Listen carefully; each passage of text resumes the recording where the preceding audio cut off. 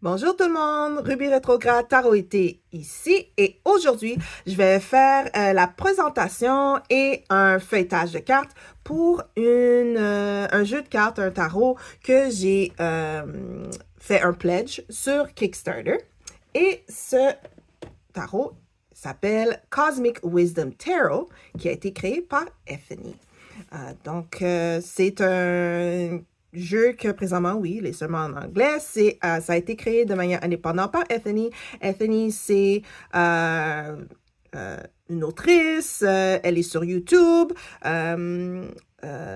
Aussi sorcière. Donc, elle a vraiment plein de choses. Juste une petite recherche Google. Vous allez voir, elle fait plein d'affaires.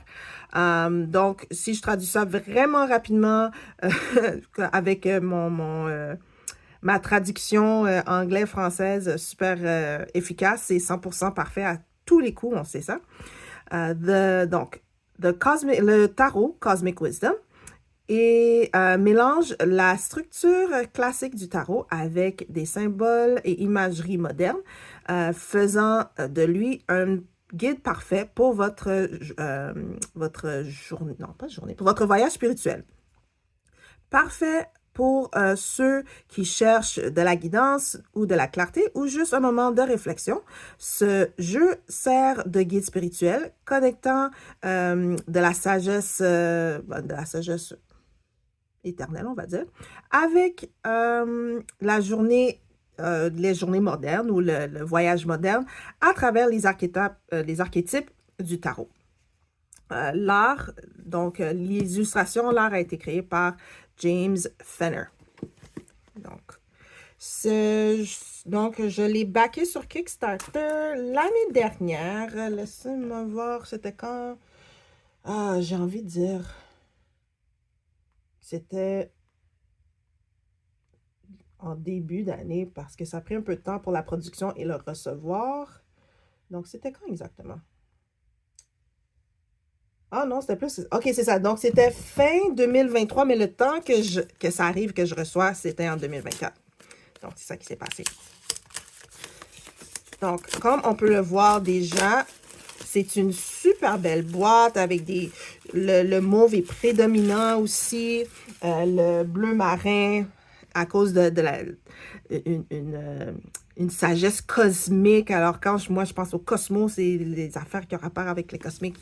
Définitivement du bleu marin, des étoiles, du violet. Donc, super joli, super beau. Et donc, comme je disais, ça a été illustré par James Fenner. Donc, on va voir son art superbe. La boîte s'ouvre, en anglais, c'est un clamshell box qu'on dit, donc coquillage, une ouverture coquillage, ou presque wraparound, quoique il y a un beau petit design ici. À l'intérieur, on a un petit message. The wisdom of the universe is in your hand. Donc, la sagesse de l'univers est entre tes mains. On a le guide, quand même assez large et assez épais. Couverture souple. On verra ça plus tard. Oui, je sens mes livres quand je les achète. Ils sont bons. Et ensuite, nous avons les cartes qui sont dans une petite, on va dire un socle. C'est en mousse pour protéger les cartes. Donc, comme on voit, les cartes sont plus petites que la boîte même.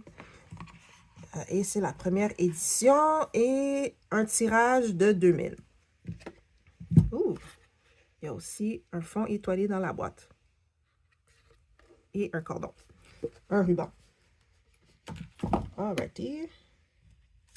Donc, enlevons le petit anneau de plastique.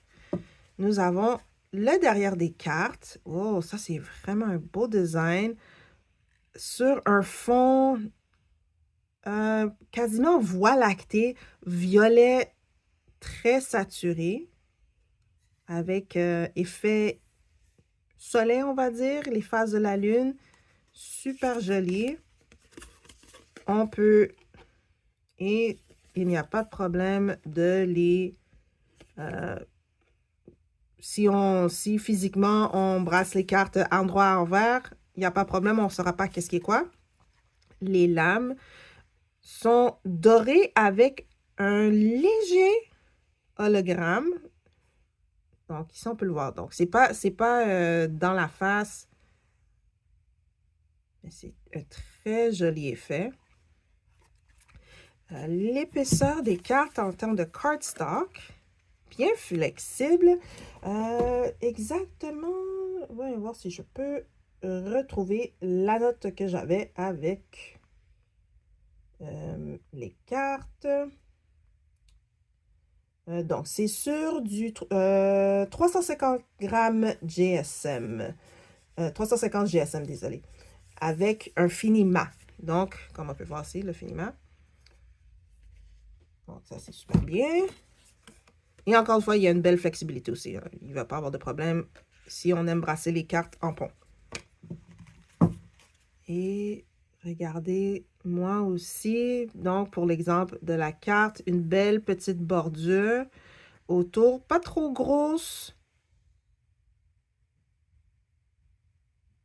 Okay, qui encadre bien l'image. Donc, elle n'est pas trop grosse, elle n'est pas trop dans... Ça ne prend pas trop de place. C'est super joli.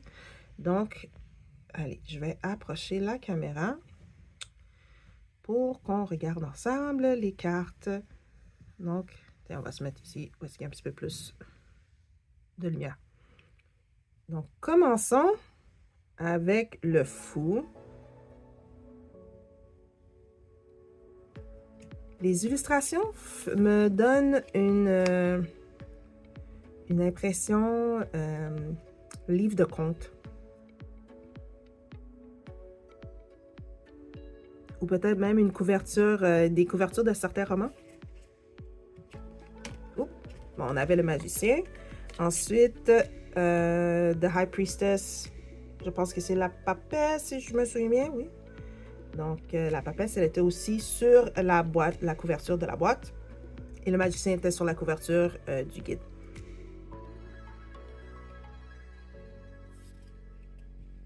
Ah, et j'ai oublié aussi de mentionner que ce jeu de tarot est sur le système RWS, c'est-à-dire Rider-Waite-Smith. Donc, la position 7 et 11, comme vous allez voir, va être occupée par la force et justice, respectivement. J'aime vraiment cette impératrice. Elle est vraiment jolie. Un beau style. Ensuite de ça, l'empereur. Donc, des positions quand même assez similaires au Rider-Waite-Smith classique, mais comme ici, par exemple, pour le pape, à la place d'une figure masculine, on a une figure féminine. Mais la position est quand même similaire au Rider-Waite-Smith classique. Je me demande aussi pourquoi les nénuphars et les grenouilles. J'espère que dans le guide, ça va expliquer un petit peu plus. Donc, nous avons les amoureux de la nudité. Donc, si ça ne vous intéresse pas, ben, il y a au moins les amoureux qui sont nus. Ah, on a... Oh, attends. Ah, il y en a une avec des... Intéressant. Donc, j'ai les amoureux avec les oiseaux ou sans les oiseaux. À part ça, il n'y a pas d'autre différence. OK. Le chariot. Très beau. La force. Donc, position 8. Je le trouve vraiment joli. L'ermite.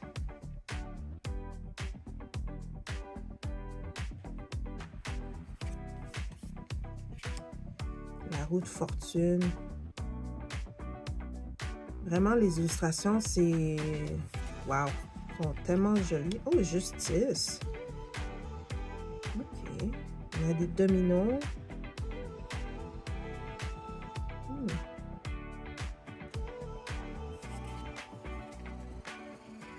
Le pendu.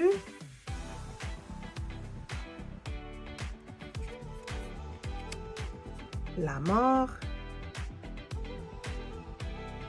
Et ici, c'est une figure définitivement plus féminine.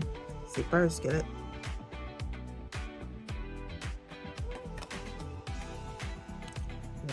l'espérance.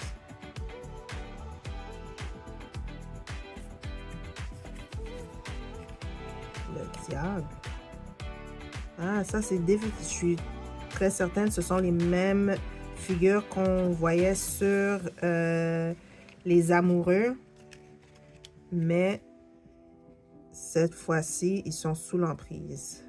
Enchaînés.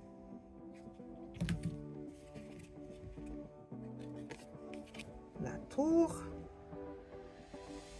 Ou la maison Dieu. L'étoile. Ah, celle-là est belle. La lune. Ah, cette fois-ci, il n'y a pas les deux chiens, ou le chien et le loup. Et les crevisses, ici, ce sont des méduses cette fois-ci.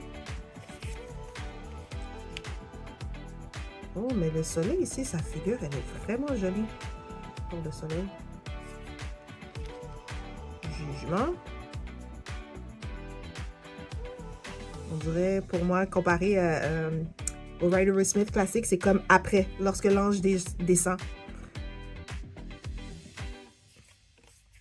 Et le monde.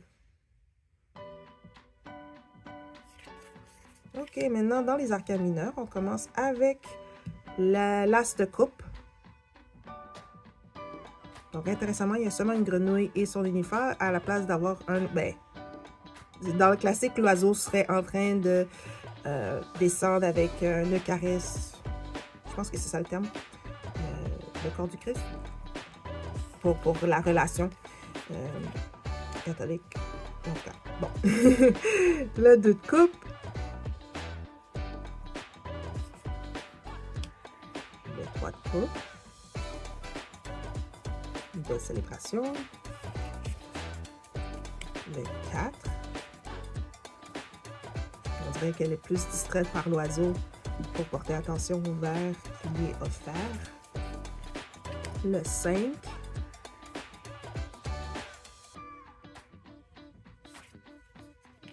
Le 6. Ah, c'est le fun. Des fois, j'aime ça souffler des bulles juste pour souffler des bulles. Le 7 de coupe. Une belle image aussi. Le 8. J'ai l'impression que je vais dire c'est une belle image pour toutes les cartes. Mais vraiment, les illustrations sont super belles. Le 9 de coupe.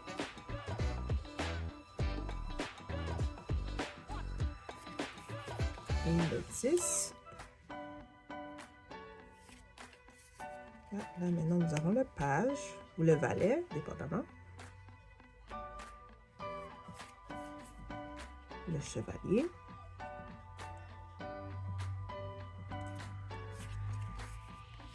Oh, la reine. Et le roi.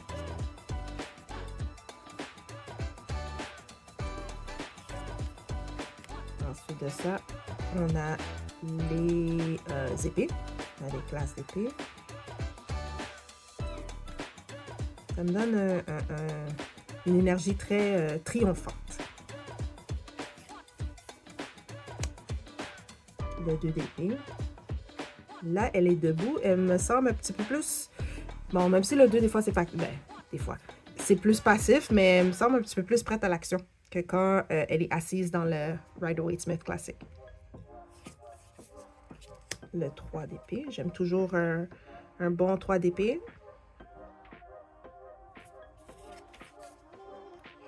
Ouh! C'est beau pour le 4 d'épée avec les aurores. Oh, je l'aime celle-là. Le 5. Ouh! Très actionné. Le 6.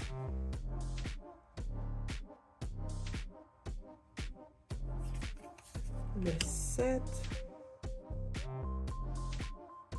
Celle-là aussi est intéressante. Je me demande si le corbeau est son aide ou le corbeau va alerter les gens sur le haut le haut du mur. Le 8 d'épée.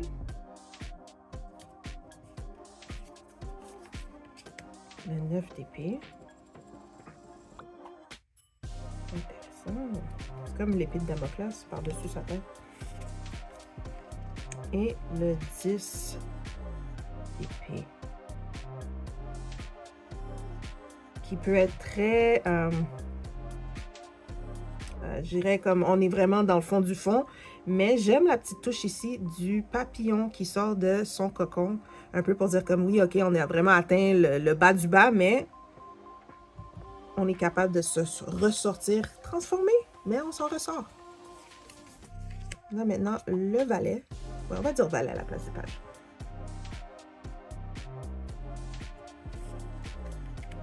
Le chevalier. Oh, la reine. Oh, tous les papillons. J'aime les papillons. Donc, déjà, je suis comme, oh, les papillons sont vraiment beaux, très colorés. Et le roi. Avec des perroquets. Oui, c'est un type de perroquet, mais je ne me rappelle plus du nom exact.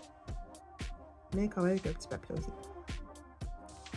Et puis, c'est quoi le nom? Peut-être c'est juste perroquet gris. Donc là, maintenant, nous sommes au pentacle. Ensuite, le 2.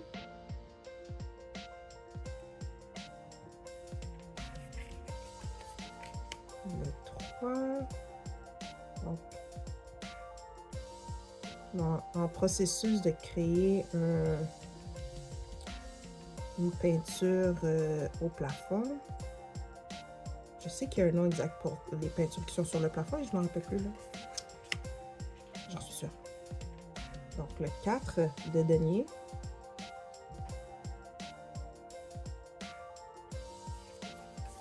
Le 5.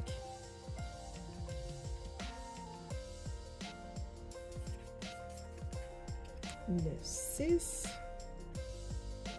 Oh. Ça là, c'est joli. Le 7 de pentacle.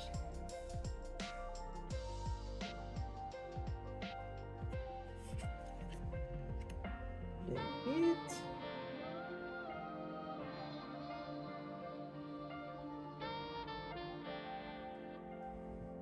C'est peut-être méchant, mais j'ai fait le focus sur son front.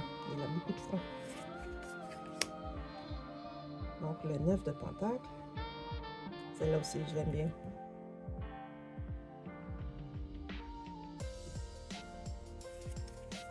Et le 10 de pentacle.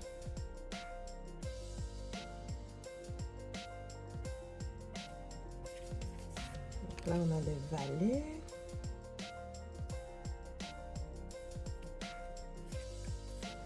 Le chevalier de pentacle.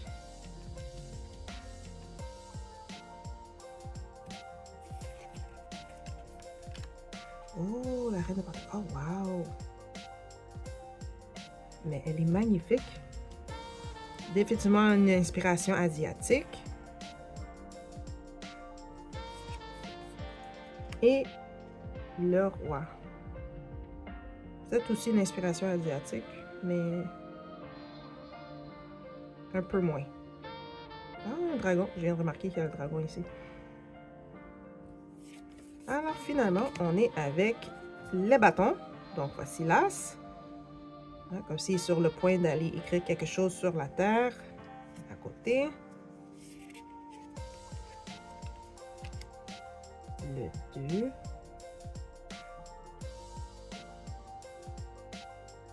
Je me demande qu'est-ce qu'il y a dans la boule de cristal. Ah! Donc, ici, on a une toute petite image du Rider-Waite-Smith classique. Donc, voici de quoi il a l'air. Et donc, il regarde son monde.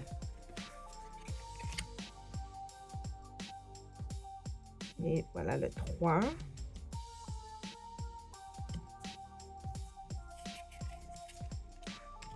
Le 4.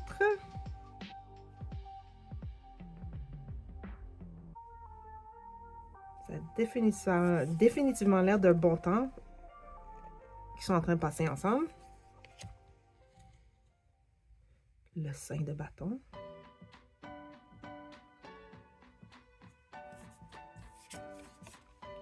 Le 6. Intéressant. Peut-être soit elle est en train de donner la flamme ou elle reçoit la flamme. Un peu comme la flamme olympique. Le 7 de bâton. Le 8 de bâton. Très similaire au Rider Smith classique. Le 9.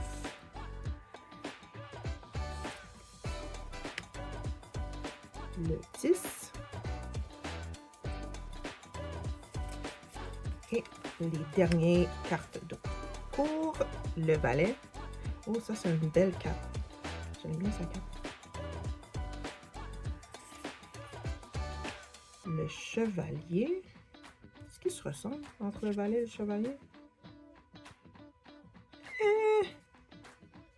Très légèrement. Ensuite de ça, ouh, la reine. Ouh! Ah oui, c'est elle. C'est comme on dit en anglais, chef kiss. Moi. J'aime tout. Et peu importe la grosseur d'un chat, si ça veut se percher quelque part, ça va se percher quelque part. Et le roi. Ouh, il y a un autre dragon ici aussi. Et je viens de remarquer le signe de lion sur une des lanternes. Celui-là a l'air plus asiatique, je dirais. Une inspiration un petit peu plus asiatique. Et voilà, nous avons terminé nos feuilletages et la présentation des cartes. Vraiment, l'art super beau, super magnifique. Maintenant, qu'est-ce qu'on va faire? On va... Oh, est-ce que j'ai oublié une carte? Non, ok. On va brasser les cartes et regarder qu'est-ce qui se trouve dans le guide.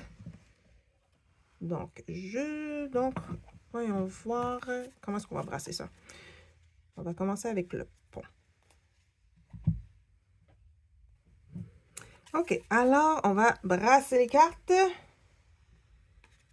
Et voyons voir ce qu'on va avoir, les cartes qu'on va lire dans le guide. Déjà, si on fait un riffle shuffle, il y a une belle flexibilité. Et vu que les cartes sont mates, ça se rassemble pas en petits paquets trop. OK? La première carte va être le 5 de bâton. Et ici, on peut avoir une carte dans l'arcane majeur. Oui. J'aime bien comment... Voilà. J'aime bien comment... Ah, je t'ai vu. Voilà. La tempérance. Donc, allons voir le guide. Donc, très joli, beau et flexible, assez large. Oh, très flexible la couverture même. Donc, nous avons la table des matières, bien sûr, vu que Ethany, c'est une créatrice anglaise, donc ça va être en anglais. Donc, ça commence tout de suite avec les arcanes mineurs où vous trouvez chacune des cartes. Oh non, désolé, c'est mon erreur, c'est moi qui a carrément raté une page. Je vais m'assurer. OK, voilà. Donc, comment utiliser le Cosmic Wisdom, des manières de se connecter avec notre nouveau jeu de cartes, des petites astuces, des conseils pour interpréter les cartes. Ensuite, nous avons des... oh, comment on appelle ça? Des tarot spread. Wow! J'ai oublié. Bon, donc des tarot spread, donc des... Oh boy! Oh! Je vais couper tout ça là parce que là, je suis en train de faire une chose. Ah, des exemples de tirage de cartes. Voilà, des exemples de tirage de cartes. Ensuite, on a les arcanes majeures, les mineurs.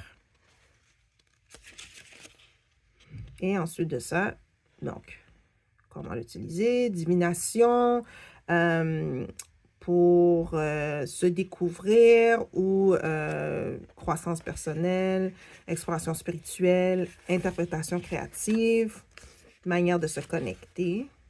Donc, très joli. C'est tout en couleur. Vraiment beau. Donc, ensuite de ça, voici des exemples de tirage. Donc, 2 cartes. Cosmic Wisdom Tarot Spread. C'est basé sur des planètes. Donc, le Soleil, la Lune, Mercure, Vénus, Terre, Mars, Jupiter, Saturne, Neptune. Donc, le système solaire en gros. Your Cosmic Guide Tarot Spread. Donc, votre guide cosmique. Le tirage. Et ensuite, on va aux interprétations. Et regardez comment tout a été édité. C'est vraiment beau. On a une image de la carte ici. Et les interprétations sont comme des petits points, des points d'attrait sur la carte. Donc, ici, on va regarder, par exemple, pour Tempérance. Donc, tout s'étale sur 2 pages. Donc, ici, par exemple, ça veut dire, pour Tempérance, ramenez-vous réalignez-vous à travers healing, via la guérison et modération. La vraie alchimie se passe lorsque vous mettez votre connaissance sur la guérison en pratique pour améliorer votre vie. Et ensuite de ça, si c'est côté endroit, côté à l'envers, donc endroit, vous êtes la clé pour votre propre guérison, alchimie, patience, guérison, modération, tranquillité, harmonie. Et si on fait du oui-non avec nos cartes, donc c'est un oui, c'est encerclé. Et si c'est à l'envers, vous vous mettez les propres bâtons dans votre roue, donc c'est vous le problème. Vous vous mettez vous-même à travers de votre route. Maladie, excès, impatience. Il y a une petite faute dans chronic pain, mais douleur chronique, conflit. Et forcer quelque chose qui en vaut pas la peine, qui n'a pas de but. Et c'est un non. Donc, ici, de ce côté. Donc, il y a quelques points d'attrait avec leur signification. Donc, par exemple, l'ange de tempérante, c'est l'archange Raphaël, guérison divine. Ensuite, le carré d'or, un carré doré qu'on se voit par ici, pour la stabilité, les 4 directions et les éléments. Le soleil levant, l'énergie qui revient et un nouveau début. L'eau qui coule, pas l'eau qui coule, mais on va dire l'eau en mouvement. Donc, une unification et un mélange. C'est une rivière, donc une rivière, si on peut mettre en focus, qui nettoie la maladie, qui nettoie l'esprit, le corps et l'âme. Et ensuite, si je peux focuser sur les fleurs roses qui représentent le chakra du cœur et la compassion. Donc, c'est vraiment, la manière comment le layout a été fait, c'est comme des petites bouchées. Et c'est très, et je pense, cette manière de présenter l'information, je la trouve vraiment très accueillante pour des débutants. Donc, si quelqu'un qui voudrait prendre ce jeu et puis qui en connaît comme rien ou pratiquement rien, ça serait vraiment... c'est vraiment très attrayant. Il n'y a pas un bloc de texte, il n'y a pas des concepts trop ésotériques. Quoique oui, bon, quand on parle du carré doré ou de l'archange Raphaël, c'est pas nécessairement tout le monde qui va dans cette couche de profondeur. Mais quand même, voilà, finalement, j'ai trouvé les bâtons. Allons au 5. Donc, pour les 5, les arcans mineurs, c'est la même chose qu'ils ont fait avec les majeurs. Donc, la même présentation. Ça, j'aime vraiment ça. J'aime ça quand les créateurs ou ceux qui... désolée. Ceux qui écrivent les guides pour les tarots, j'aime vraiment ça quand le même format est dans les arcanes majeurs et les arcanes mineurs. Je trouve que ça aide avec la consistance. Je trouve que c'est juste parce que des fois, c'est les mineurs qui ont moins d'informations et puis, mais les mineurs sont intéressants aussi. Donc, pour les 5 de bâton, encore une fois, on a l'image ici. Ça dit, les défis ne sont pas toujours négatifs. Ah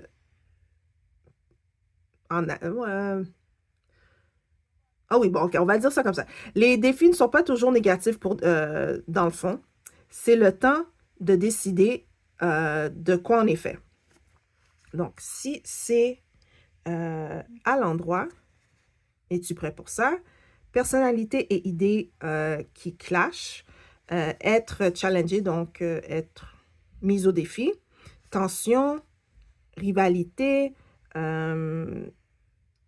désagrément ou mésentente à la maison et au travail, une forte compétition et des arguments, des disputes. Et c'est un non, si c'est upright. Donc, la carte à l'envers, je ne vais pas m'impliquer. Je ne vais pas m'impliquer dans X, Y, Z. Jouer l'arbitre ou jouer la Suisse ou jouer le médiateur, pour dire le peacekeeper, donc celui qui garde la paix. Des désagréments ou des disputes ou des désagréments traumatiques, les problèmes qui se dissouent et éviter des situations difficiles et les conflits. Et ici aussi, à l'envers, c'est un non. Donc, à l'endroit à l'envers, dans le cas du 5 de bâton, c'est non, non. Ici, intéressant, ici, c'est le soleil qui se couche. Tantôt, on avait le soleil qui se levait. Donc, le soleil qui se couche, donc l'essence d'urgence et la perte de la lumière du soleil. La terre qui est barren land, la terre aride, infertile, déserte. Donc, une perte de traction, aucun progrès qui se fait. Les bâtons qui se croisent, ce sont des forces opposées et personnalités qui se clashent.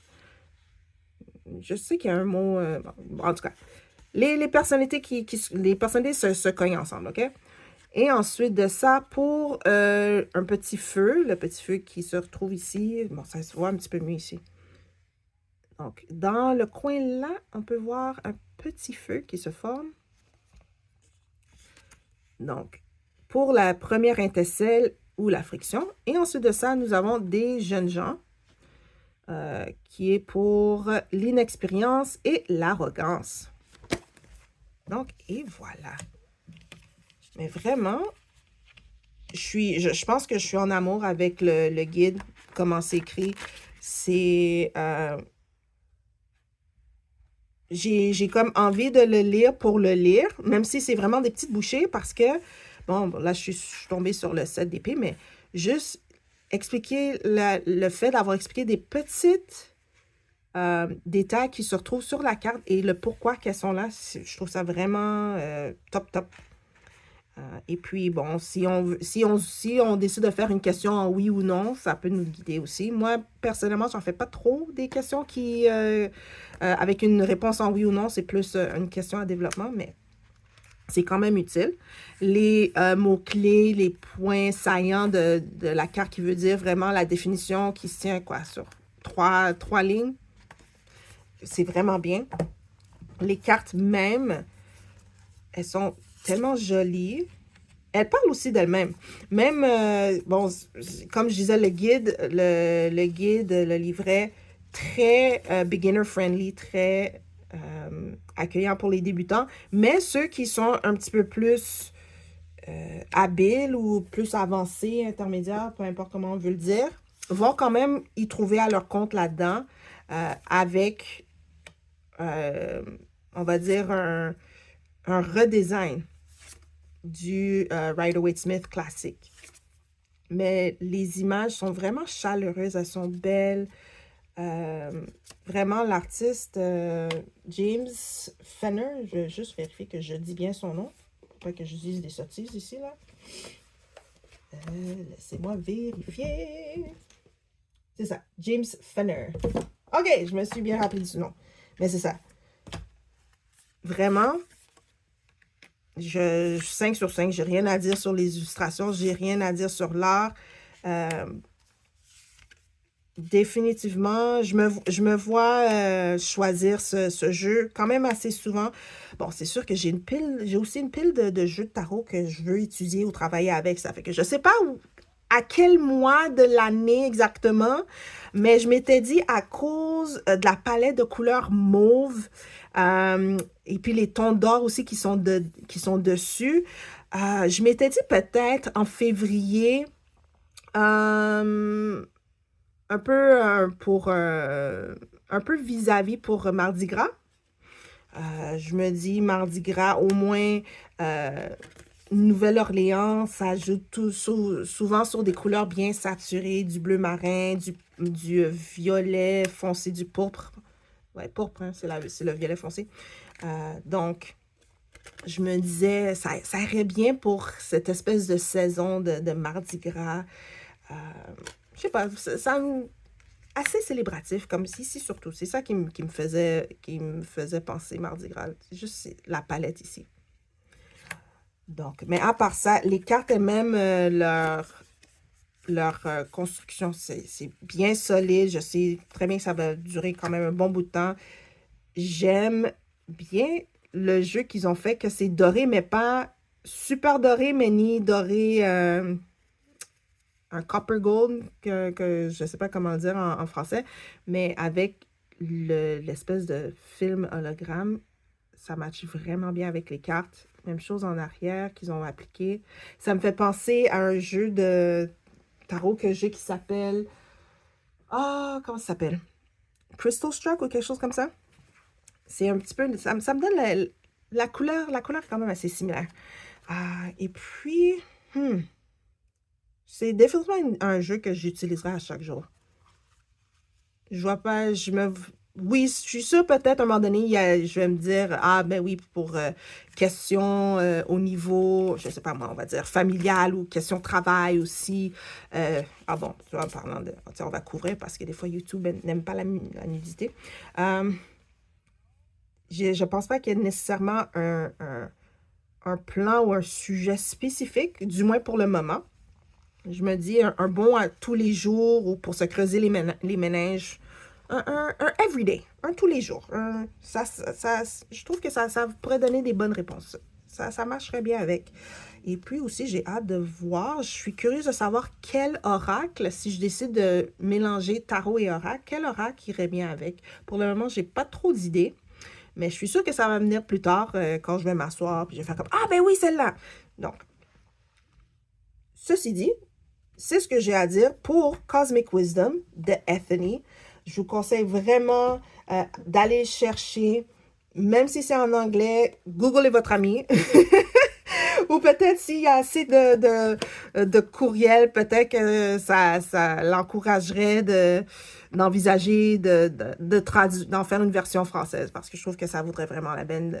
L'art est vraiment beau pour ça. Mais même entre-temps, le langage, c'est pas comme un langage très technique qui ferait que ça va bugger dans le Google Translate. Puis je trouve que le langage est quand même assez simple que on peut catcher la signification. Les phrases sont pas trop scientifiquement écrites. C'est très personnalisé. Personnel, c'est chaleureux. Voilà. C'est pas très bureaucratique. Ça a du sens? Oui? OK. Donc, je vais mettre les informations pour vous procurer une copie dans la boîte de la description. Dites-moi dans les commentaires qu'est-ce que vous en pensez. Si vous étiez pour le mettre en paire avec un oracle, ça serait lequel? À cause des couleurs, je m'étais dit peut-être le African Goddess... Oh, comment ça s'appelle? African Goddess Rising, je pense, par Abiola Abrams. Je sais qu'il y a une version française de ce jeu, mais je ne m'en rappelle plus comment il s'appelle. Je l'ai vraiment vu passer très rapidement. Je suis sûre qu'il y a une version française pour African Goddess Rising. C'est aux éditions Hay House. La version française, je ne suis pas trop sûre c'est qui l'a publié. À part ça, Bon, ça, j'en ai passé à une, je pense que c'est la seule à laquelle je pense, mais c'est à cause des violets, des bleus et tout ça. Mais c'est ça. Si vous avez d'autres idées de oracle, dites-moi les dans les commentaires. Des questions ou comment vous l'utiliserez à tous les jours, questions spécifiques, occasions spécifiques, une saison spécifique, parce que on aime catégoriser nos tarots un petit peu n'importe quand, n'importe comment, n'importe... Bon, on voit l'allure. Donc, merci d'avoir passé du temps avec moi pour ce feuilletage, la présentation. Laissez-moi savoir vos pensées et à la prochaine, les amis, tout le monde, les planètes, peu importe. Bye bye!